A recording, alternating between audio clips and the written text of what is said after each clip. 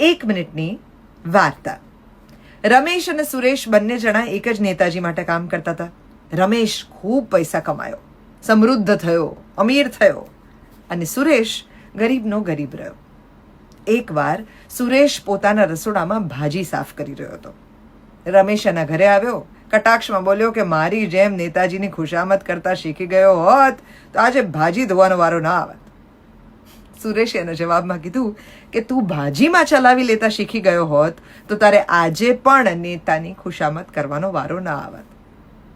તમારી જિંદગીની મૂળ રિક્વાયરમેન્ટ શું છે, તમારી પાસે કેટલો પૈસો આવશે અને એમાંથી તમારે મેળવવું શું છે, એ સવાલનો જવાબ જો તમારા મનમાં ક્લિયર હોય તો તમે કેવી પ્રકારનું જીવન જીવવા માંગો છો એનો પ્લાન એની સાથે જ બની જશે. તમે શું શું જવા દેવા માંગો છો અને શું શું સંતોષકારક માનો છો એની વ્યાખ્યા તમારા મનમાં ક્લિયર હોવી ખૂબ જરૂરી છે.